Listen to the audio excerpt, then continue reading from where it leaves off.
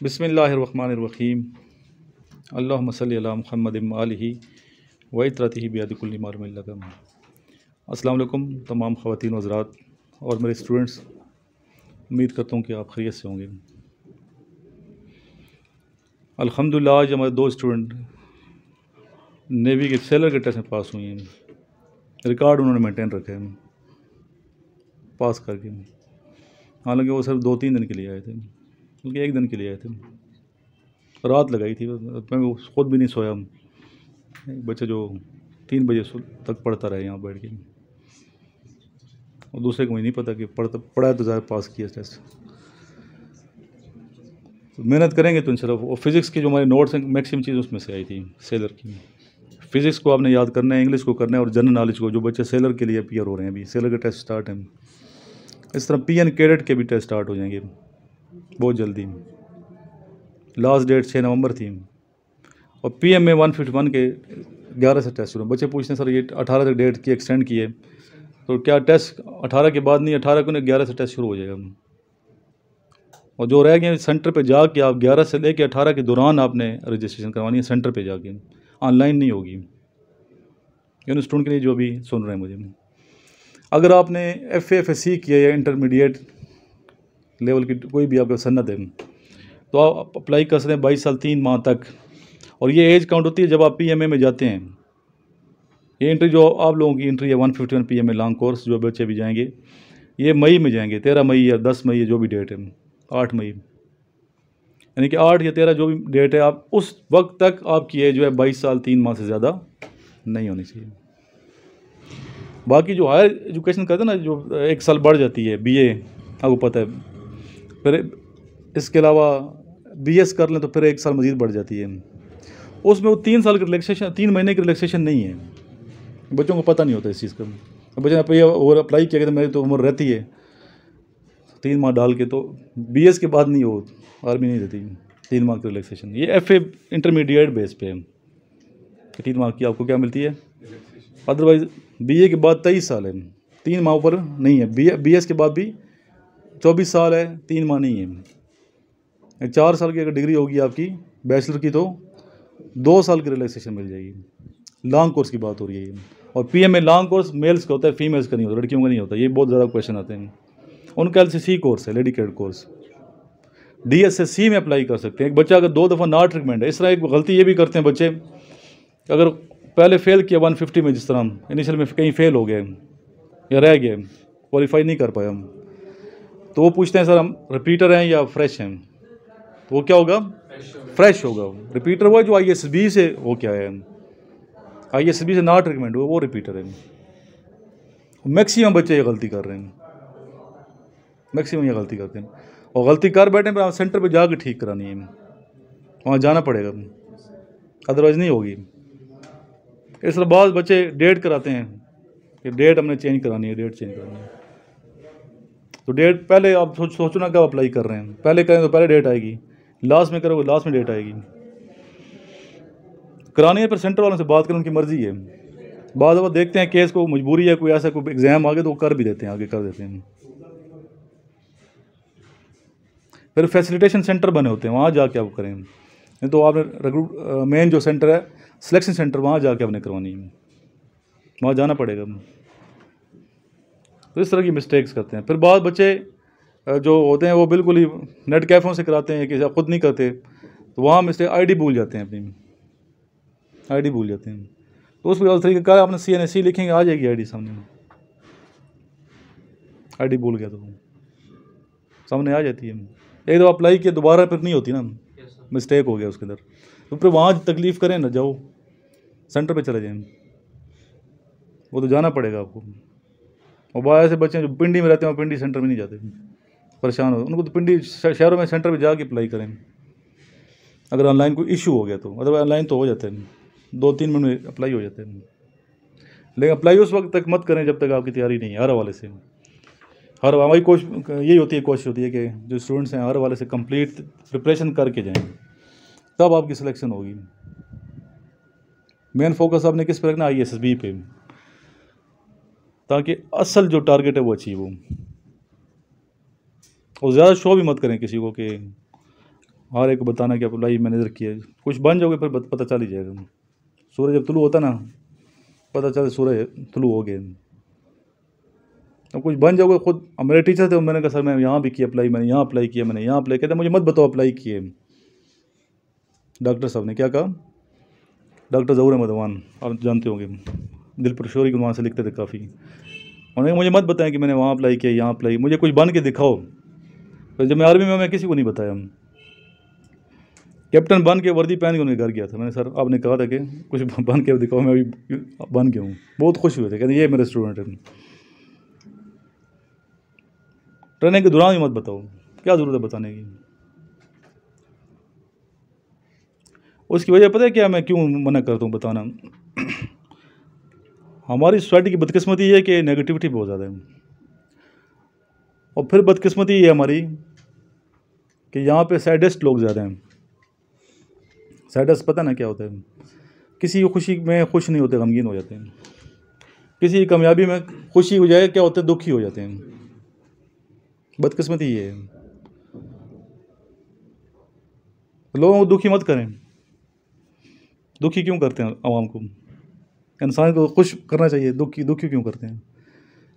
वो किसी की नाकामी होगी तो वो खुश होते हैं। जब आप अप्लाई कर तो कोई नहीं पूछेगा कि आपने अप्लाई किए हुए, खामोश होंगे बिल्कुल, जैसे उनकी माँ मर गई है। खुदा ना करे, खुदा रह जाओगे फिर आप, बंदा दूर से पूछेगा क्या बना, आप तो गए थे ISB के लिए, क्या बना? पता होगा कि ना ट्रीटमेंट हो गया है। ये अलमी अफसोस होता है, दुख होता है इस बात में। इसलिए आप क्यों किसी को करते हैं, बताएं मत। जब कुछ बन जाओगे तो फिर पता चलेगा बन गए। खामोशी से करें तैयारी, बस आपके बस लगी हुई है नौकरी के लिए, कर रहे हैं, हर जगह अप्लाई कर कोशिश कर रहे हैं, बस दुआ करने लग कर हो जाए, सिलेक्शन हो जाए हमारी। फिर बंदे का मोराल बहुत डाउन होता है। वैसे नहीं होता बंदा दुखी, जब लोगों की बातें आती हैं ना फिर बंदा गमगीन होता है। बात आई है समझ? इसलिए पहले अपने आप को आपने समझाना है इधर ज़हनी तौर पे। लोग इस तरह के हैं माशरे में, सोसाइटी में मैक्सिमम लोग, नेगेटिविटी बहुत है, तरबियत का फुकदान है। तो इस पे भी आपने थोड़ा सा बोलना है कि क्या वजह है कि हमारे सोसाइटी में ऐसी वजह क्यों ऐसे लोग करते हैं। खुशी में खुश क्यों नहीं होते, किसी को तरक्की कर देख के गमगीन क्यों हो जाते हैं। और इन बच्चों को कैसे आगे जाना, तैयारी करनी है। आपने चूँकि माशाल्लाह पॉलिटिकल साइंस में MS किए हुए हैं, थोड़ा सा इनको पॉलिटिकल हवाले से भी करंट इनके क्वेश्चन होंगे स्टूडेंट्स के, उस हवाले से भी आपने इनको आगाह करना है। तो अनीस साहब को मैं गुजारिश करूँगा कि आप आएँ दाइस पे।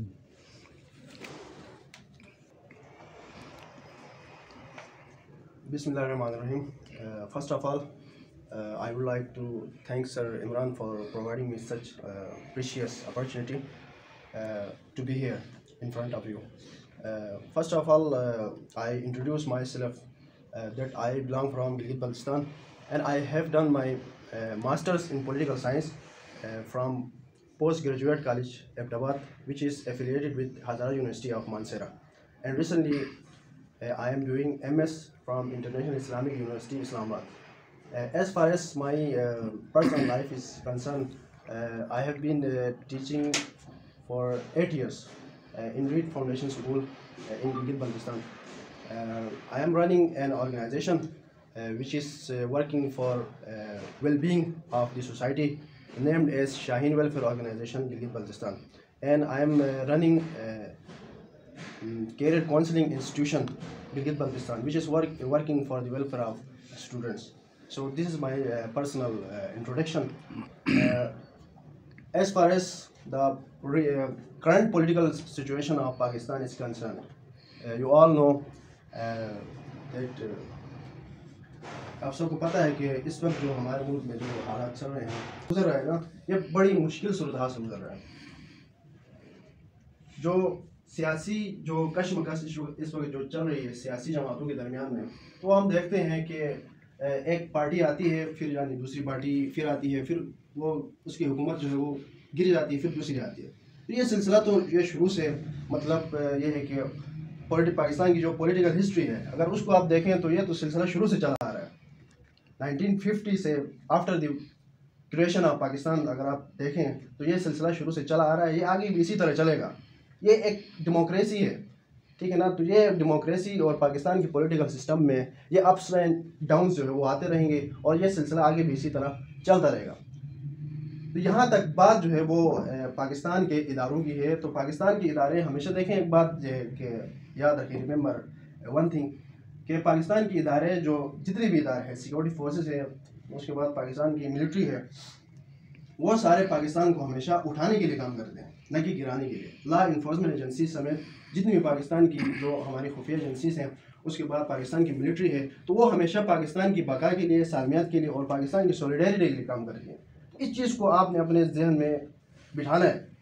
बाकी कोई कहे कि मतलब ये न्यूट्रल है या नहीं है, मतलब इट्स समथिंग वेरी डिबेटेबल, ठीक है ना। इसके ऊपर बात हो सकती है, इसके ऊपर डिबेट हो सकती है, लेकिन ये this is not a rocket science कि हम कहें 2 और 2 जमा मतलब 4 ही है इसका जवाब, या H2O का फार्मूला जो है वो पानी ही है। तो ऐसा नहीं हो सकता, इसमें तगय्युर आ सकता है, इसमें चेंजिंग आ सकती है, इसमें मतलब डिबेट हो सकती है। लेकिन ये बात आपने इंश्योर करनी है, अपने जहन में ये बात आपने बिठानी है कि पाकिस्तान के इदारे जो है वो हमेशा पाकिस्तान को उठाने के लिए काम करते हैं। और ये मतलब मुझे बड़ी खुशी हुई देख कर कि आप लोग इसके लिए डिटर्मिनेंट है, आप लोग पुरज़म हैं और आप लोग यानी अपना एक कैरियर बनाना चाहते हैं इस हवाले से।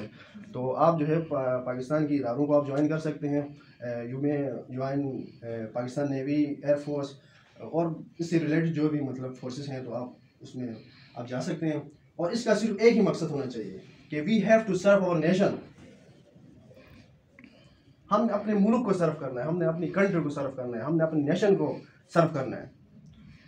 जहाँ पर हम हैं, मैं बीइंग मतलब टीचर, मेरा ये फ़र्ज़ है कि मैं अपने स्टूडेंट्स को मतलब ये बात समझा सकूँ, बता सकूँ कि हमारी जितनी भी कोशिश है वो सिर्फ़ और सिर्फ इस पाकिस्तान की सरबुलंदी के लिए। जहाँ हम रह रहे हैं, ये हमारी सरजमीन है, ये हमारी धरती है। इस धरती ने हमें बहुत कुछ दिया है, हम इसका एहसान जो है वो चुका नहीं सकेंगे। अब ये हमारा फ़र्ज़ बनता है कि हम कुछ करके जाएं इस दुनिया से, क्योंकि हर एक ने इस दुनिया से जाना है। तो मैं भी आप लोगों से ये उम्मीद रखता हूँ कि आप लोग अपने कैरियर के हवाले से सिंसियर होंगे और पाकिस्तान मिलिट्री के अंदर अपनी खिदमत जो है वो सरअंजाम देंगे।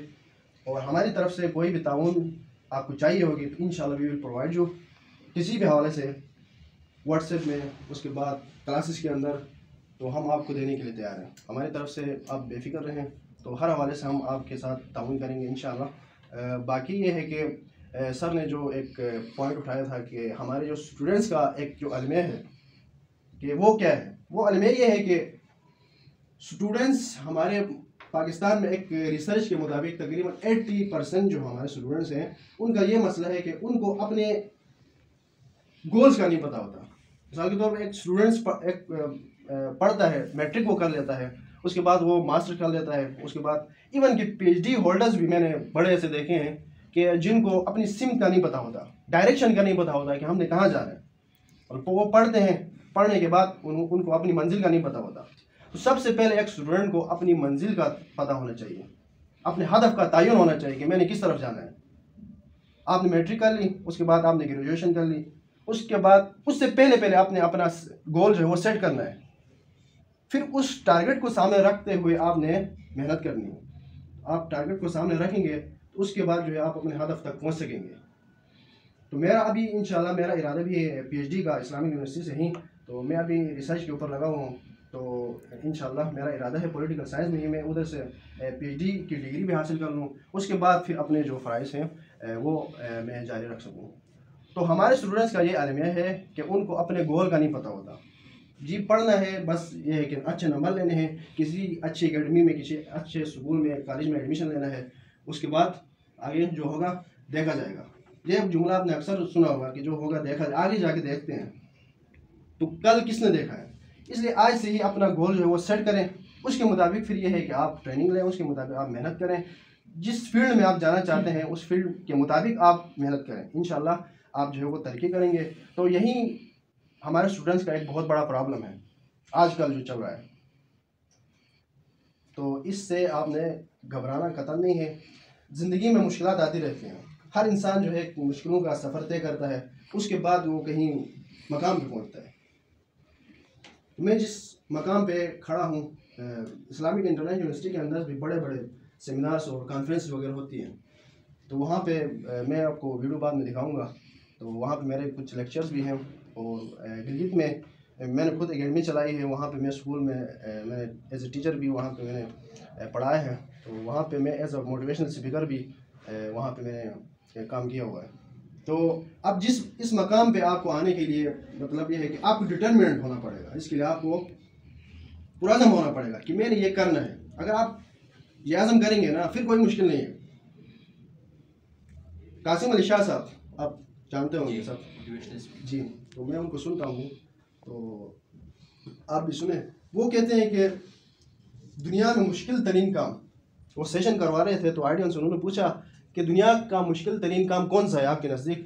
तो स्टूडेंट्स में से किसी ने कहा कि अमीर बनना, किसी ने कहा कि ढेर सारा पैसा इकट्ठा करना, किसी ने कहा BMW गाड़ी खरीदना, किसी ने कहा कि लाइफ में मतलब ये है कि शादी करना, उसके बाद सेटअप, मतलब अपने हिसाब से स्टूडेंट्स ने जवाब दिए बहुत सारे। तो उसने कहा कि आपका जवाब अपनी जगह पे ठीक है, लेकिन उसने कहा कि दुनिया में मुश्किल तरीन मकाम और मुश्किल तरीन स्टेज वो है जहाँ पे मैं खड़ा हूँ। आप नहीं समझे? मतलब जहाँ खड़ा होना, इस डाइस के साथ खड़ा होना, ये दुनिया का मुश्किल तरीन स्टेज है। आप मेरी बात पर यकीन नहीं करेंगे, ठीक है ना? तो कासिम अली शाह साहब कहते हैं कि मुझे यहाँ तक, इस कुर्सी से यहाँ तक आते आते मुझे भी मतलब बड़ा टाइम लगा है। तो एक स्टेज से गुजरा है बाकी। तो वो इस वक्त उनका शुमार पाकिस्तान के मतलब बहुत बड़े, सबसे बड़े मोटिवेशनल स्पीकर में उनका शुमार होता है। तो उनके मकाम पे आप भी जा सकते हैं, कोई और भी जा सकता है, लेकिन शर्त क्या है? मेहनत। Hard working is the key of success, ठीक है? तो जुडिशरी है, ठीक है? तो जो एग्जेक्टिव है, इंतज़ामिया जिसको कहते हैं, उसका काम है कवानीन पर अमल दरामद करवाना, ठीक है? उसके अंदर आपकी पुलिस आ जाती है, उसके अंदर आपके तमाम फोर्सेस आ जाते हैं एग्जेक्टिव में। अच्छा, उसके बाद जो लेजिस्लेचर है, जिसको हम कहते हैं मुकानिना, जो कानून बनाते हैं, उसमें पार्लियामेंट आती है आपकी। फिर पार्लियामेंट के अंदर 2 हाउसेस हैं, जिसको अपर हाउस, लोअर हाउस कहते हैं, सेनेट और कौमी असेंबली। तो ये 2 हाउसेस कानून बनाते हैं आपके लिए, ठीक है ना? फिर कौमी असेंबली में क्या होता है, वो कानून किस तरह से बनता है, बिल मुसविदा जिसको कहते हैं उर्दू में, वो कैसे पास होता है, ये इस्लाम प्रोसेस, ठीक है ना? उसके बाद सेनेट है, उसके अपने इख्तियारात हैं, कौमी असेंबली के अपने इख्तियारात हैं। ये दोनों मिलकर पार्लियामेंट कहलाता है। तो ये आपको कानून बना कर देती है। अच्छा, तीसरा जो सुतून है अहम, वो है अदलिया, जुडिशरी। जुडिशरी क्या करती है? बुनियादी तौर पर it protects the constitution of Pakistan and it interprets the constitution and laws of the country. अदलिया क्या करती है? कवानीन की, आइन की तशरीह करती है और इनका तहफ़्फ़ुज़ करती है।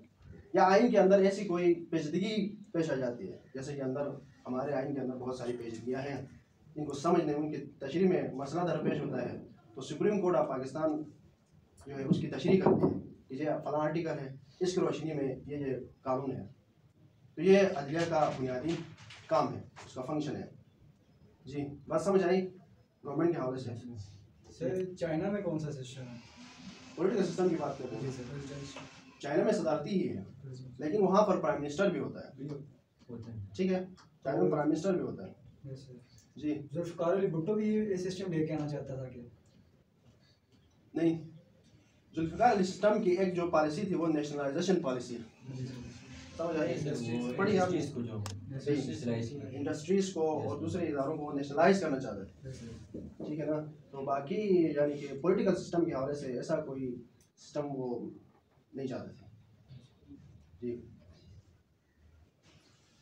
सर ये जुडिशरी जो है, इसमें कौन कौन सी, जैसे सुप्रीम कोर्ट और इसके अंदर कौन से?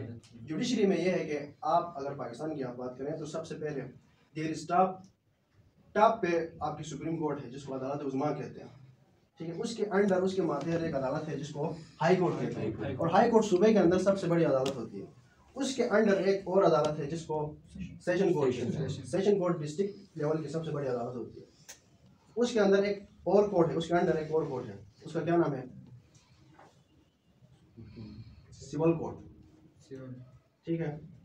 उसके नीचे अगर आप गांव और यूनियन लेवल की बात करें, अगर पुराने वक्तों की बात करें, तो ये पंचायत और ये सिस्टम है, ठीक है ना। आजकल तो ये सिलसिला ख़त्म हो गया है।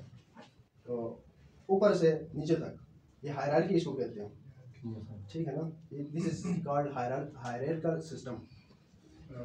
तो टॉप पे सुप्रीम कोर्ट है, उसके नीचे मातहत बाकी सारी अदालतें हैं। उसके बाद एक अदालत है वफाकी शरिया अदालत, फेडरल शरिया कोर्ट, जो कि मतलब शरी कवानीन, ज़कात, उशर, हज, अच्छा ईद वगैरह ये मामला जो है वो डील करते हैं। जी आगे आने वाले वक्त में पाकिस्तान के सुपर पावर बन सकते हैं? हाँ मतलब बिल्कुल, आगे 12-14 साल 15 बिल्कुल चांसेस मतलब आप कह सकते हैं कि ब्राइट हैं। अच्छा लीडर होना चाहिए। जी, तो बात लीडरशिप की है तो पाकिस्तान, मेरा जहाँ तक ख्याल है तो मैं तो पाकिस्तान का जो फ्यूचर है उसको बहुत ताबनाक, रोशन और शानदार देख रहा हूँ। बहुत ब्राइट है पाकिस्तान का फ्यूचर, इंशाल्लाह। ठीक है ना। लेकिन बात यह है कि हम उसमें क्या किरदार अदा कर सकते हैं। अगर हम नहीं करेंगे तो कोई और करेगा, लेकिन होना है। पाकिस्तान ने सुपर पावर भी बनना है, पाकिस्तान ने मतलब इस्लामिक ब्लॉक को लीड भी करना है। उसके बाद यह है कि बाकी चीज़ें हो जाएंगी। लेकिन ये है कि हम अगर किरदार नहीं अदा करेंगे तो कोई और करेगा। पाकिस्तान, अल्लाह ताला ने तो किसी से भी काम लेना है, ठीक है ना। इसको यानी इस मुल्क को, इस सरजमीन को आपने एक मामूली नहीं समझना है। ये अल्लाह ताला की तरफ से एक नेमत है हमारे लिए। अगर हम इसकी कदर नहीं करेंगे तो हमारा अपना नुकसान है।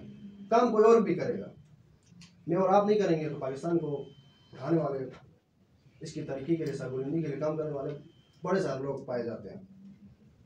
तो ज़रूरत इस अमल की है कि मैं और आप जो है वो अपना किरदार अदा करें इस कौम की खिदमत के लिए, इस मुल्क की खिदमत के लिए। सर ये जो थर्ड जेंडर बिल जो भी पास हुआ है, जी, एक तो ये बता दें कि ये सही है या नहीं, गलत है, जैसे भी है।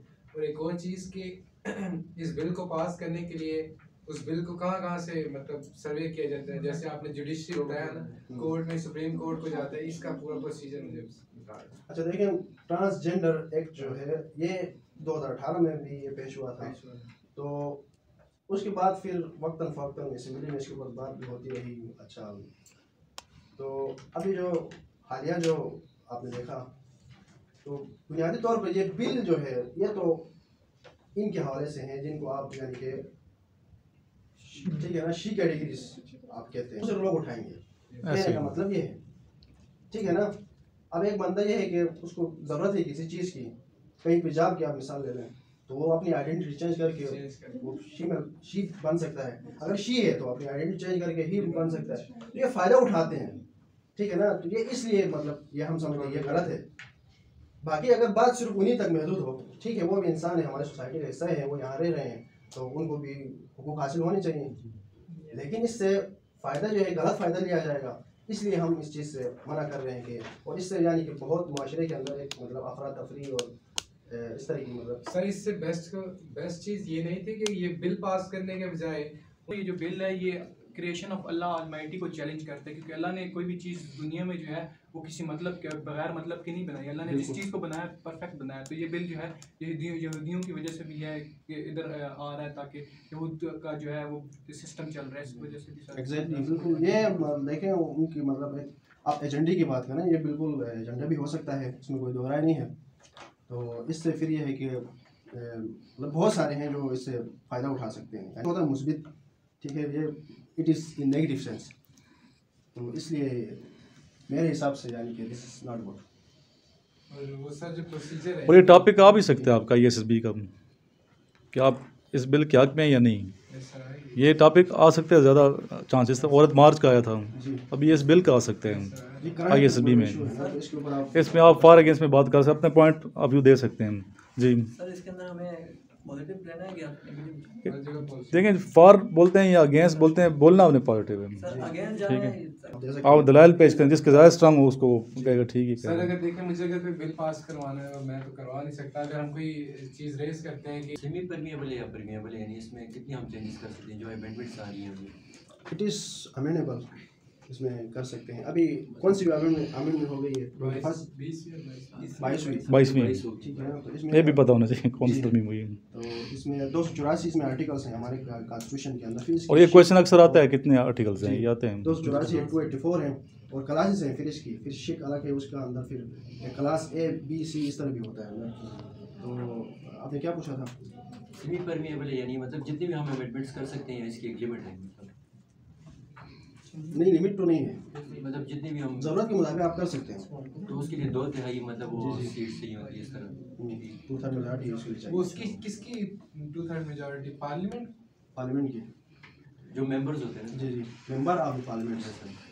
एमपीए जो होते हैं वो मतलब कर सकते हैं। सर ये एमपीए नहीं, MNA. Member of national assembly. MPa member of provincial assembly. Yes, ठीक है, सूबाई असेंबली का जो मेंबर होता है, जैसे पंजाब असेंबली, ये एमपीए कहलाता है। और आपकी जो सेंट्रल असेंबली है, विच is called your national assembly, उसका जो मेंबर है वो एमएनए कहलाता है, मेंबर ऑफ नेशनल असेंबली। ठीक है, कौमी असेंबली का रुकन और सूबाई असेंबली का सर रुकन। जो सेनेट का चेयरमैन होता है वो किसके जरिए बनता है? एमपीएस के जरिए बनता है कि एमएनएस के जरिए बनता है? सेनेट का चेयरमैन जो होता वो एमएनएस के जरिए। है एमएनएस के जरिए होता है, इनकी वोटिंग होती जी है, जी, वोटिंग इनकी होती है, फिर उनमें से इलेक्ट होता है। उन्हीं में से वो भी हो सकता है, कोई और भी हो सकता है। सर ये एमपीए और सेनेटर इसका क्या डिफरेंस होता है? एमपी और सेनेटर का, सेनेट का तो ये है कि वो it is the upper chamber of parliament. ठीक है, पार्लियामेंट का ये अपर चैम्बर होता है। ठीक है, जिसको उर्दू में कहते हैं ईवान बाला। एक होता है ईवान बाला, एक होता है ईवान ज़ेहरी। ठीक है ना, अपर चैम्बर और लोअर चैम्बर। तो सेनेट जो होता है ये अपर चैम्बर होता है। इसमें जो सेनेटर्स होते हैं इनका फिर इख्तियार अलग है, इनका इख्तियार भी अलग है, इनका काम भी अलग है। ठीक है ना, आपने क्या पूछा था कि इनमें डिफरेंस क्या है? क्या इख्तियारात का भी क्या फ़र्क होता है? मतलब सेनेटर के इख्तियारात में क्या फ़र्क है? इनकी पावर्स में क्या फर्क है? एमएनएस और सेनेटर्स में? एमएनए तो ये है कि वो असेंबली के अंदर होते हैं, जो मतलब ज़ेरी हाउस है आपका। ठीक है, वहाँ पे वो मौजूद होते हैं। कोई अगर बिल आता है तो उसके ऊपर वो डिबेट करते हैं, उसके ऊपर सेशन होता है असेंबली का बाकायदा। फिर उसके बाद वो बिल जाता है सेनेट के पास, आगे सेनेट में जाता है फाइनल। वो तो फिर जो सेनेटर्स होते हैं वो उसके ऊपर डिबेट करते हैं। वहाँ पर सीटें मखसूस हैं हर सूबे की, ठीक ताकि है, किसी को इतराज़ ना हो। डिबेट होने के बाद फिर वो फाइनल यानी अप्रूवल के लिए चेयरमैन सेनेट के पास, उसके बाद सदर के पास। अच्छे क्वेश्चन पूछ रहे हैं माशाल्लाह आप। ये होता है मेंबर ऑफ प्रोविंशियल असेंबली, ये पंजाब से और इस तरह बलूचिस्तान। ये गिलगित का जो है या कश्मीर मेंबर ऑफ प्रोविंस, ये प्रोविंस तो नहीं स्टेट है ना, तो इसका क्या होता है सर?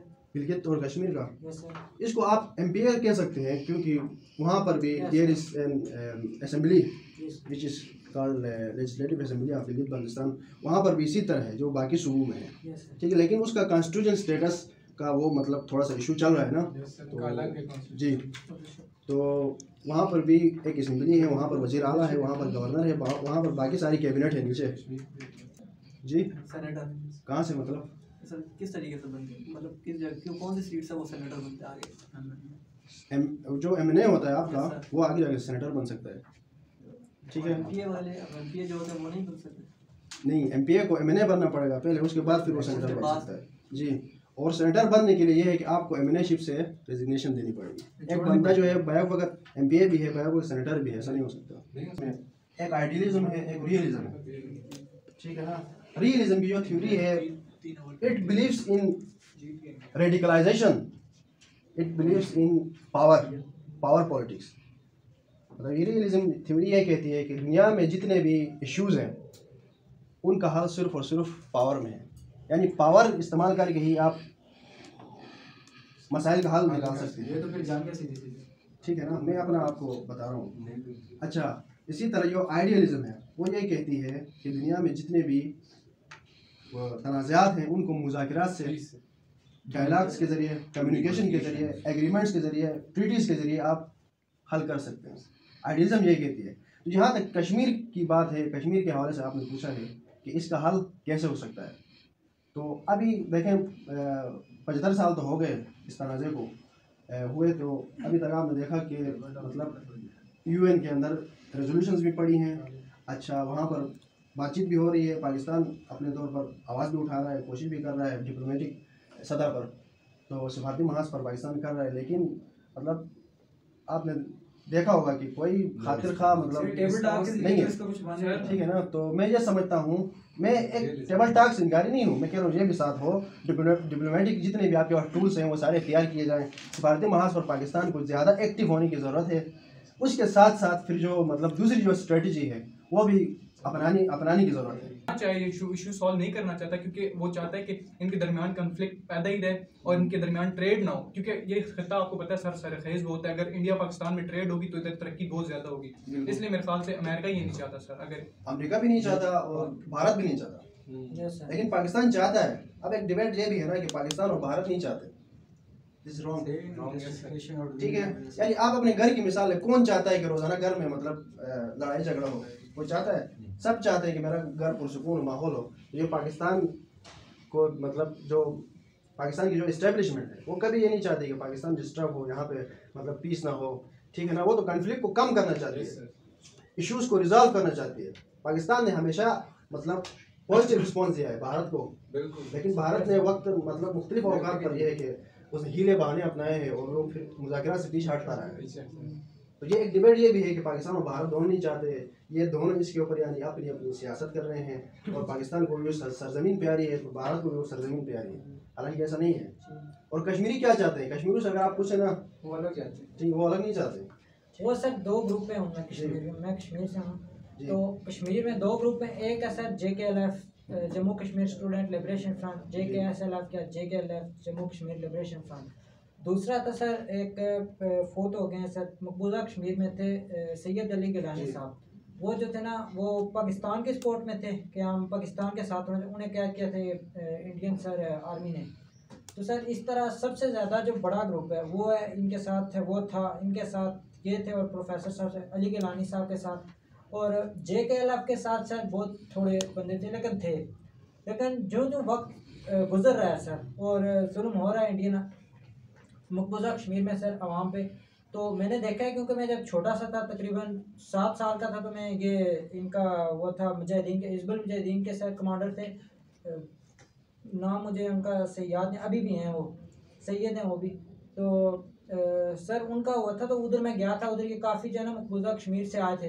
तो उनका यानी कि एक जो लाइन थी वो इस तरफ थी कि पाकिस्तान के तरफ, ठीक है, वो उनकी तकरीर का जो मौजू कुछ ग्रुप्स की आपने बात की है, लेकिन हम बात करेंगे अक्सरियत की। Yes sir. ठीक है ना, तो अक्सरियत क्या चाहती है? तो अक्सरियत ये चाहती है, आपने पूरी हिस्ट्री अगर आपने देखी है कश्मीर की 1955 से, अगर आप देखें 1948 के बाद से ही, यस सर, तो हमेशा उन लोगों ने जो स्ट्रगल की है, ठीक है ना, यानी कि वहाँ पर जब शोधा को आप देखते हैं तो उनको कौन से परचम में लपेटा जाता है? पाकिस्तान का झंडा होता है सर। ठीक है ना, तो ये आवाम है, ये क्या है? आवाम है, पब्लिक है। ठीक है ना, तो पब्लिक की सपोर्ट अगर पाकिस्तान के साथ है तो उसके बाद कोई दौरा नहीं है। दूसरी बात, पाकिस्तान की स्टांस ये है, पाकिस्तान ये तो नहीं कहता कि मतलब कश्मीर मेरा है हम लेंगे हम, पाकिस्तान ये कहता है कि जो कश्मीरी चाहते हैं, अगर वो पाकिस्तान के साथ जाना चाहते हैं पाकिस्तान के साथ जाएं, अगर अलग होना चाहते हैं तो अलग रहें, लेकिन उनकी बात मानी जाए कि वो जो चाहते हैं राइट ऑफ सेल्फ डिटर्मिनेशन, ठीक है ना, हक खुद इरादियत, यानी उनकी मर्जी है कि वो जिसके साथ जाना चाहें वो जा सकते हैं। लेकिन 75 सालों से कश्मीरियों ने कुर्बानियाँ देकर ये बता दिया कि हम पाकिस्तान के साथ ही जाना चाहते हैं। ऐसे ही कोई शक नहीं। क्योंकि उनको इस बात का इदराक है कि यानी कि अलहदगी में उनकी कोई बका नहीं है, क्योंकि वो न तो सर्वाइव कर सकते हैं और फिर सिक्योरिटी के बड़े इश्यूज़ हैं। तो फिर ये है कि उनकी बका और उनकी सलामती पाकिस्तान के साथ जुड़ने में ही है। ठीक, कुर्बानियों से वो लोग बता रहे हैं। और दूसरी बात, वहाँ पे जो नारे लगते हैं वो किसके हक में लगते हैं? पाकिस्तान के पाकिस्तान के। यानी पाकिस्तान दुनिया का वाहिद मुल्क है जिसका नारा कश्मीर के अंदर लगता है। Yes sir. हालांकि मुल्क तो सऊदी अरब भी है, तुर्की भी है, मिस्र भी है, लेकिन किसी और मुल्क का नारा वो लोग नहीं लगाते। इट मीन्स कि वो जो है पाकिस्तान के साथ खड़े हैं और पाकिस्तान के साथ ही वो जाना चाहते हैं। सर अभी आपके जो गोल्स हैं, आप जो चाहते हैं, आप जो लाइफ में हासिल करना चाहते हैं, तो मेरी दुआ है कि अल्लाह ताला आप सबको कामयाब करें और आप सबको ढेर सारी खुशियाँ दें। इसी दुआ के साथ इंशाल्लाह आपके सामने फिर हाजिरी होगी। तो तब तक के लिए आपसे इजाज़त चाहेंगे। अल्लाह हाफिज़। याराने जहाँ कहते हैं कश्मीर है जन्नत, जन्नत कभी काफिर को मिली है ना मिलेगी। ये थे हमारे दोस्त थे अनीस साहब, जिन्होंने माशाल्लाह बड़े अच्छे तरीके से अपने ख़यालात का इज़हार किया और बहुत ही लुत्फ़ आया आज। हालांकि 1.25 घंटा में लेक्चर दिए, लेकिन क्वेश्चन इतने अच्छे आप लोगों ने पूछेंगे, दिल का लेक्चर मज़ीद तवील होता। और ये कितना नॉलेज था, तो ये नॉलेज की वजह से लोगों की होती है रिस्पेक्ट। नॉलेज होगा आपका इंशाल्लाह ताला हर हवाले से, मजहबी हवाले से भी नॉलेज, मजहबी हवाले से अहमद भाई, और फिर करंट अफेयर्स के इंटरनेशनल रिलेशन के हवाले से नॉलेज वो अपने इंक्रीज़ करना है। और मैं समझता हूँ कि आप जिस तरह क्वेश्चन पूछ रहे हैं, तो इतने अच्छे क्वेश्चन पूछे हैं। सेनेटर हाउस में फ़र्क क्या है, अपर हाउस और लोअर हाउस, ठीक है, शरीक कोड का जिक्र हुआ, इसके मतलब आप इंटरेस्ट है, यूट्यूब पे वीडियो देखते रहते हैं, पढ़ते रहते हो, स्टडी करते हो, खुशी हुई है मुझे, अच्छी बात है जी। सबसे पहले हुनैन, इन विच सूरा बिस्मिल्लाहिर्रहमानिर्रहीम केम ट्वाइस? ठीक। विच सूरा इज कॉल्ड अरूसुल कुरान? हर बच्चे 3 क्वेश्चन करने हैं। सूरह Rahman. What is the title of हज़रत उस्मान बिन ज़ैद रज़ियल्लाहु तआला अन्हु? गुड, सही है। नेक्स्ट, क्या नाम है बेटा? नसीरुल्लाह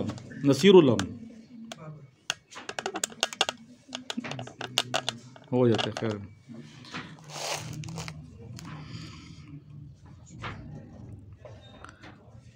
थ्रू होम हज़रत उस्मान गनी रज़ियल्लाहु तआला accepted Islam?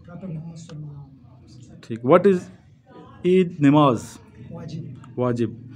What is the title of हज़रत खालिद बिन वलीद रज़ियल्लाहु तआला अन्हु? सैफुल्लाह। नेक्स्ट,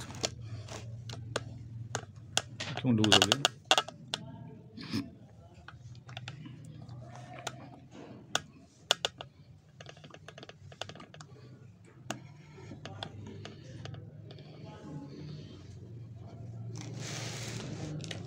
और नूह अलैहिस्सलाम ने बेटा कितने साल तबलीग की है? 950। What is the title of हज़रत नूह अलैहिस्सलाम? Abul Bashar. Who select the federal ministers of Pakistan? Prime minister. Next, he was angry dash me, she is the best dash among who are the parents of Tipu Mir?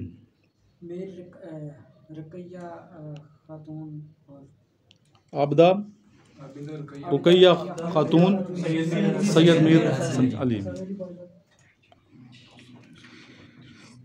When was 3rd June pact held and proposed? Partition.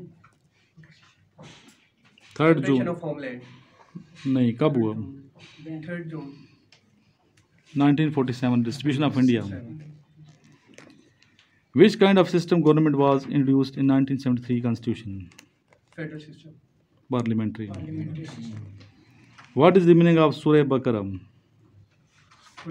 Sir दोबारा repeat करें। सूरह बकरा का क्या मतलब? अल बकरा कहो, ना बोलो ना बच्चे, आप लोग तैयारी करो, अच्छा प्रिपरेशन करो जी। Where is Dabar lake located? Dabar lake Islamabad. Where is Diamer Badshah dam?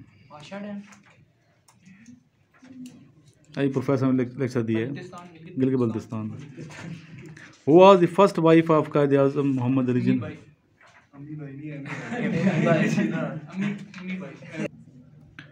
Ji. Next, क्या नाम है बच्चे?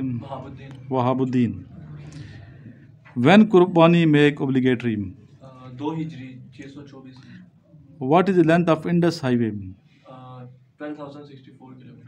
What is the length of RCD highway? RCD highway 813 kilometre. ठीक है। Next, Mohammad Ali. GT road की लेंथ कितनी है? 2500 sir. What is the length of Karakoram highway? 1300 sir. What is the capital of Sudan? Sudan का खार्तूम। जी। नेक्स्ट, क्या नाम है बच्चे? अली, इब्रार अली। चलो जी, अली बताओ। Who is the recent champion of football? France से। When Quaid Azam join Muslim League? 1930। और सदर कब बने थे? 1920 में। 1920। What is the capital of Liberia? Monrovia से। जी। Umar.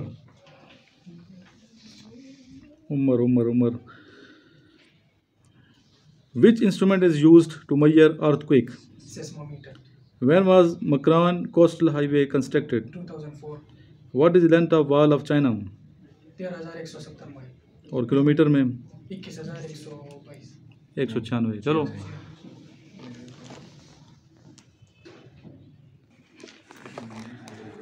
Who is the father of Hazrat Ismail alayhi salam? Hazrat Ibrahim alayhi salam. Who formulated Congress? पूरा बताओ ना बच्चे। एलन ऑक्टन ह्यूम, हाँ, ह्यूम, मिस्टर ह्यूम भी कहते हैं। 1885। ये बहुत आता है क्वेश्चन। ठीक। हु रोट जामे तिर्मिज़ी? तिरमिज़ी लिखा होता है, तिरमिज़ी, जामे अल तिरमिज़ी, मोहम्मद इब्ने अल ईसा अल तिरमिज़ी। जी आप बताओ बच्चे, अर्थक्वेक को नापने के लिए कौन सा आला है? Earthquake 7.6 पाकिस्तान। नहीं, इंस्ट्रूमेंट मैं पूछ रहा हूँ। I don't know. सिस्मो अभी बताया उसने। तैयारी करो। अच्छा, इसका टेस्ट लेना है, पीटी टेस्ट। इसको हम जोड़ देंगे वीडियो के साथ, शायद इसी वीडियो के साथ। What is the official language of Brazil? Portuguese. NATO में कितने मेंबर्स हैं? NATO में 28। चलो जी, बस इतना ही मैं पूछना चाहता था। तैयारी थोड़ी बहुत है आप लोगों की, बाकी अल्लाह खैर करे इंशाल्लाह। लास्ट में दुरूद शरीफ की फजीलत पे बात करेंगे। दुरूद शरीफ, दुरूद सलाम, दुरूद सिर्फ नहीं सलाम भी है। कुरान मजीद में दुरूद सलाम का जिक्र है। हम सिर्फ दुरूद शरीफ कहते हैं ना, दुरूद और सलाम भेजते हैं। इन्नल्लाह व मलाइकती व कुतुबी क्या नहीं, बेशक अल्लाह तक को कौन सी आयत है हाफ़िज़ कुरान, बेशक अल्लाह और अल्लाह के फरिश्ते हर वक्त नबी पाक सल्लल्लाहु अलैहि वसल्लम पे आप पे दुरूद और सलाम भेजते हैं। या अय्युहल्लज़ीना आमनू सल्लु अलैहि व सल्लिमू तस्लीमा, यानी कि दुरूद और सलाम सिर्फ दुरूद नहीं है, सलाम भी है। दुरूद क्या दुआ है और सलाम क्या सलामती, वो भी दुआ है, दोनों दुआएं हैं। तो अस्सलातु वस्सलामु अलैकुम या रसूल अल्लाह जो हम पढ़ते हैं, वाला आलिका वासहाबिका या सय्यदी या हबीबल्लाह, अस्सलामु अलैका अय्युहन नबी व रहमतुल्लाहि व बरकातहू। फिर दुरूद शरीफ है, पहले सलाम है यहाँ पे नमाज में, पहले सलाम फिर दुरूद इब्राहिमी है, दोनों पढ़ने चाहिए, दुरूद भी पढ़ने और सलाम भी। तो ये बहुत ज़रूरी है, बरकत की दुआ करना, नबी पाक के लिए दर्जात बुलंदी के लिए दुआ करना, सलामती के लिए दुआ करना, सलाम अर्ज़ करना, तो ये इसकी बड़ी फजीलत है, करनी चाहिए, मांगनी चाहिए अल्लाह ताला से। मैं नबी पाक को सही उम्मती बना, दुरूद शरीफ पढ़ने वाला बना। अच्छे लोग, बुरे लोग नहीं मिलते। आज दुरूद सलाम पढ़ते एक फजीलत ये भी है, अच्छे लोगों की सोच मिलती है, तो अल्लाह की तरफ से सलामती आती है, रहमत आती है, शैतान की से हिफाजत होती है। वज़ू में रहें, एक तो कोशिश करें हर टाइम वज़ू में, और दूसरा कोशिश ये होनी चाहिए कि हर वक्त दुरूद शरीफ पढ़ें, दुरूद सलाम पढ़ें, जिससे इसमें खुशबू आएगी। दुरूद शरीफ पढ़ने वाले के पसीने से खुशबू आती है, तो कसर से पूछते हैं कौन सा परफ्यूम लगाया, ऐसी कैफियत हो जाती है बाज़ दफ़ा। रसूलुल्लाह सल्लल्लाहु अलैहि वसल्लम की ज़ियारत जब हुई, किन की ज़ियारत हुई, तो आप सल्लल्लाहु अलैहि वसल्लम पे कसर से दुरूद शरीफ पढ़ने वाले कि जिस्म से कभी बदबू नहीं आएगी। देखो, नमाजी के पाँव में स्मेल नहीं होती, जो बेनमाजियों को पाँव में क्या होगी, स्मेल होगी। नशा करने वाले के जिस्म से स्मेल होगी, जो स्मोकर होगा ना उसके पसीने में क्या होगी, स्मेल होगी। हमें क्यों स्मोकिंग से नफरत है, बात करेगा मुंह से स्मेल आ रही होगी, दांतों में स्मेल होगी, पसीने में स्मेल होगी, यूरिन पास करेगा तो स्मेल होगी, स्मेल ही स्मेल। कितनी गंदी चीज़ है नशा, वो चीज़ जो आपके फेफड़ों को नुकसान दे रही है, उसे आप इनहेल करते हैं, पैसे खर्च करते हो, फिर स्मेल ही स्मेल, जिसमें बॉडी में अंदर से बिल्कुल क्या हो जाता है, अंदर टीबी हो जाती है, कैंसर हो जाते हैं। तो ये अपने बच्चों को ये भी समझाना चाहिए, जितने हमारे साथ इकराम हैं, कि क्या इसके इफ़ेक्ट हैं। उस सिगरेट में जो निकोटीन है उस पर कितने केमिकल्स ख़तरनाक हैं, और इसमें नफसियाती मरीज़ बन जाते हैं। अक्सर स्मोकर क्या हैं, नफसियाती मरीज़ होते हैं, नशाई होते हैं, नशा करने वाला। नफसियाती मरीज़ का ताल्लुक नशे के साथ ज़रूर होगा, अक्सरियत नशे की तरफ होगी। जो नशा स्ट्रांग होता जाएगा, आप नफसियाती मरीज़ ज़्यादा बनेंगे, तो अपनी सेहत भी बर्बाद, अल्लाह की नाराज़गी। और बाज़ उलमा किराम ने उसे हराम कहा है, सिगरेट को क्या कहा है, हराम। कुछ ने मकरूह कहा है, कुछ ने हराम भी कहा है। तो एक चीज़ हराम है तो आप हराम चीज़ की तरफ जाते हैं। नशे से अपनी नस्ल अल्हम्दुलिल्लाह अभी तो काफ़ी गाड़ी में कोई सिगरेट पीता है तो लोग नफ़रत का इज़हार करते हैं, तो काफ़ी लोग छोड़ गए इस नशे को। किस ज़माने में दौर शुरू हुआ शीशे का, वो ख़त्म हो चुके हैं। तो नौजवानों को समझ आ गई है लोगों को कि ये चीज़ें गंदी हैं, अच्छी चीज़ नहीं है। जिससे नशा ये चीज़ें वक्ती होंगी, ख़राब कर देंगे। अगर आप परेशान हो नशे की बजाय अल्लाह की बात करें, परेशान है सजदा कर लें, तनाई में रोएं, अल्लाह की ज़रूर गिड़गिड़ाएं, मसला भी हल हो जाएगा, सुकून भी मिलेगा। नशे की तरफ क्यों जाते हैं? बुज़दिल बंदा नशा करते हैं। हमेशा नशा कौन करते हैं? जो मुकाबला नहीं कर सकता हालात का, वो नशे की तरफ चला जाएगा। अपना स्ट्रांग बनाना चाहिए। कितना कमज़ोर क्यों बना लेगा हम नशे की तरफ जा रहे हैं। और नशे से फिर बहुत सी और सी बीमारी पैदा होती हैं। एक तो स्मेल, बॉडी में स्मेल, आप बदबूदार हो जाएंगे। नशा ही बदबूदार होता है, बस सीधी सी बात है। क्या होगा? दुरूशी पढ़ने वाला खुशबूदार है, और जो दुरूशी पढ़ता है वो नशा करे, डबल काम तो नहीं हो सकता ना फिर। तो वो किस ज़बान से वो दुरूशी पढ़ेगा? जो नापाक है, सिगरेट और नशे वाला नस्वार है, नापाक कर दे मुँह को, उससे आप क्या कर रहे हो? दुरूशी पढ़ते हो। ऐसा तो नहीं होना चाहिए। अल्हम्दुलिल्लाह हम जितनी भी एकेडमी हमारी बना रहे हैं, सेटअप बना रहे हैं, तो आज यही कहा है जो दोस्त हैं कि आपने नशे वाले बच्चों को रखना ही नहीं है, सिगरेट जो पीते हैं। और अगर किसी देख लिया सिगरेट पे, उसको निकाल देते हैं हम एकेडमी से। मिसाल है आपके सामने, नाम नहीं लेता, पेरेंट्स को बताते हैं, इसका मेडिकल भी करवा लें, भी बताया। दुरूशी बिल्कुल आपने ज़िंदगी का ऐसा बनाना है और नशे से दूर रहना है, अपनी ज़िंदगी तबाह मत करें। और नशे वाला फिर हमें वैसे ही कोफ्त होती है, जो बंदा सिगरेट पीता है, नशा करते हैं। तो इसलिए नशे वाले से दोस्ती हमारी नहीं होती। स्मोकर कोई नहीं देखेंगे कि कोई टीचर स्मोकर हो, कोई मेरी एकेडमी में कोई टीचर स्मोकर हो नहीं सकता, होगा नहीं ना। हम किसी ऐसे पार्टनर को पार्टनरशिप की तरफ लाते हैं जो नशा करते हैं। अभी ओनर है, ये पार्टनर है, टीचर ही सिगरेट पीता है तो स्टूडेंट में सिगरेट पीना नहीं। वाले सिगरेट पीते हैं बच्चों के सामने, अगर पीता है छुप के पिए, वो ज़्यादा इशू है तो छुप के पिए, छोड़ दें कि आगे औलाद भी कल नशा करेगी। तो हम ऐसे टीचर रखते ही नहीं हैं एकेडमी के अंदर। कोई ऐसा टीचर नहीं देखा, इतना अर्सा आपको भी हो गया, कोई मेरे टीचर के पास सिगरेट की डब्बी देखी हो? देखिए नहीं देखेंगे इंशाल्लाह। नहीं बोला, दोस्ती अब रखती ही नहीं है। नशाइयों से दोस्ती, नशाई क्या टीचर हो गया यार? नशाई क्या टीचर होगा? वो क्या करेक्टर की बात करेगा? खुद नशा कर रहे हैं, अपने वो काबू नहीं है तो उसने करेक्टर क्या सिखाने हैं? तो इसलिए अपने नौजवान नस्ल को मैं ये मैसेज देना चाहता हूँ कि नशे से हमें शदीद नफ़रत है, और नशा करने वाले को भी हम दोस्ती नहीं रखते नशे की वजह से। नशा छोड़ेगा हमारा दोस्त होगा।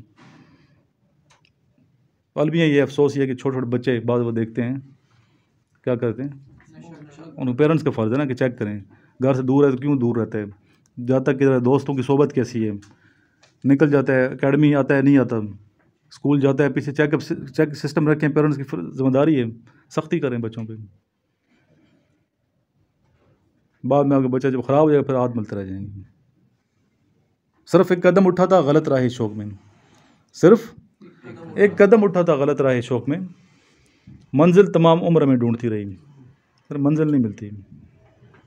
हर किस्म की बुराई से दूर रहना है आपने, हर किस्म की बुराई से, ताकि अल्लाह ताला की रहमत नाज़िल हो। फिर दुरूशी पढ़ेंगे, दुआ भी कबूल होगी, नमाज़ पढ़ोगे, नशे नहीं करोगे, वुज़ू में रहेंगे, पाक साफ ज़हन होगा, ऐसे आप सोचोगे दुआ कबूल होती है। मांगे बगैर ही अल्लाह देगा, बिन मांगे अल्लाह देगा। अल्लाह के हुक्म देखे ना। तो वहाँ मदीना मुनव्वरा इंशाल्लाह आप लोग जाएंगे इंशाल्लाह, दुआ हम सब जाएँ। इधर ही सब गए, पूछना है क्या था मदीना में, क्या था गुम्बद खिज़रा। टीवी में तो कुछ और नज़र आता है यार, टीवी में लुत्फ़ आता है देखते हो, वहाँ जाके कुछ और ही नज़ारे हैं। जो वहाँ जाता है वहाँ के नज़ारे ही कुछ और हैं। टीवी में गुम्बद खिज़रा कितना अच्छा नज़र आता है ऐसा ही, लेकिन वहाँ जाके जब देखते बंदा हक्का बक्का रह जाता है। यार ये जगह थी, इतनी खूबसूरत जगह, मैं क्यों नहीं पहले गया, क्यों मैं जवानी अपनी बर्बाद करता था फजूल कामों में। काश कि पहले उम्र कर रहा था, मैं हज कर रहा था। तो बुढ़ापे में जाते हैं अक्सर, तो जवानी में ही उम्र होती है उम्र करने की। और KPK में तो बहुत इतने अच्छे रिवाज है कि शादी करते हैं, शादी कर मियाँ भी पहले किधर जाते हैं उम्र याद करते हैं। ये अच्छी उनकी अच्छी खसलतों में, अच्छी रवायात में ये चीज़ है। तो अल्लाह ताला तौफीक दे, में बार बार जाएँ दर नबी पे, और वहाँ बुलावा भी हो कि रसूलुल्लाह सल्लल्लाहु अलैहि वसल्लम के दर के जाएँ, कदमैन में बैठें और उस खुशबू से लुत्फ़अंदोज़ हों, जो खुशबू मैं बता दी आपको। लोग जाते हैं रियाजुल जन्नह की तरफ, आपको पता ना रियाजुल जन्नह है, वहाँ एक जन्नत का टुकड़ा है कि बड़ी बात सवाब है, नेकी है, मैं मानता हूँ इस चीज़ को। और जिनकी वजह से रियाजुल जन्नह है वहाँ क्यों नहीं जाते? अक्लमंद जाते हैं, औलिया कराम जाते हैं कदमैन की तरफ। आप कदमैन में देखो बड़े बुजुर्ग और ख़ास लोग बैठे होते हैं, वो उस तरफ दौड़ लगाते हैं, कदमों की तरफ जाते हैं। वैसे जब भी आप जाएँ कदमैन में जाके बात ज़रूर करें। और फिर खाना काबा के नज़ारे माशाल्लाह वो ठीक है, वो मंज़र हमें याद है। पहली नज़र पे काबे पे पड़ी जब पहली नज़र, क्या चीज़ दुनिया भूल के ऐसे जाते थे, ऐसे कि पहले दुआ मांगूंगा मैं तो कबूल हो जाती है, कबूल हो जाती है। वो देखते नहीं थे ना, अभी जा दिल धड़कता है नज़दीक जा, फिर ऐसे ऐसे बंदा दुआ करते देखते हैं। फिर एक नज़र में जितनी दुआएं मांग सकते हो, एक नज़र में जितनी सारी कबूल होंगी ना, आँख जबन से पहले तो अल्लाह से दुआ है कि अल्लाह ताला में बार बार ले जाए, उम्रे पे ले जाए, और अल्लाह के घर, अल्लाह की बात का फैमिली के साथ जाएं, नबी पास रोज़े पे जाएं, बार बार जाएं, खुद भी जाएं, गरीबों भी उन लोगों को करवाएं उम्रा जो नहीं करते, ताकत नहीं रखते, जो ताकत नहीं उनको भी ले जाएं। तो अल्लाह ताला में समझ अता फरमाए, मोहब्बत अता फरमाए दीन की। और फिर एक और लास्ट सियासी बातें हो रही थी इधर, तो 3 हवालों से आपने इस्तेकाम देना है पाकिस्तान के। अगर मौका मिलता है किसी मुल्क में 3 हवाले अगर मुल्क को तरक्की मजबूत किया जाए, मुल्क तरक्की कर जाते हैं। अगर इनमें से तीनों में से कोई एक भी कमज़ोर पड़े तो मुल्क तरक्की नहीं करता, मुल्क टूटना शुरू हो जाते हैं। नंबर 1 है आपका माशी इस्तेकाम, माशी हवाले से मजबूत, मईशत के लिहाज से मुल्क को हमने स्ट्रॉन्ग करना है, बेरोज़गारी ख़त्म करनी है, ऐसे ऐसे काम करने हैं, नए नए आइडियाज़, मुल्क से क्या ख़त्म हो जाए, बेरोज़गारी ख़त्म। दूसरा हुकूमत का काम हमने मिल के करना है, जिस तरह मैंने ये सिस्टम बना करेगा, साथ पार्टनर होगी, ये टीचर आएंगे, सब एक ज़रिया है ना किसी को रोज़गार मिलने का। माशी तौर पर इस्तेकाम करना, मुल्क को मुस्तहकम करना है। दूसरा है सियासी इस्तेकाम, सियासी कमज़ोर कर दिया तो मुल्क तबाह हो जाते हैं। और तीसरा है दिफाई तौर पर, दिफाई फ़ौजी तौर पर दिफाई इस्तेकाम बहुत ज़रूरी है। तीनों मिल के चलने चाहिए, दिफाई इस्तेकाम, सियासी इस्तेकाम और माशी इस्तेकाम, तीनों है तो आप तरक्की याफ्ता मुल्क हो जाएंगे। तो ये दुआ भी है प्यारे वतन पाकिस्तान के लिए, पाकिस्तान तीनों हवालों से मुस्तहकम हो और पाकिस्तान को अल्लाह तरक्की नसीब फरमाए। अल्लाहुम्मा सल्ली अला मुहम्मद व अला आलि मुहम्मदिन कमा सल्लैता अला इब्राहीम व अला आलि इब्राहीम इन्नका हमीदुम मजीद। अल्लाहुम्मा बारिक अला मुहम्मद व अला आलि मुहम्मदिन कमा बारकता अला इब्राहीम व अला आलि इब्राहीम इन्नका हमीदुम मजीद। दिल में दुआ मांग लें।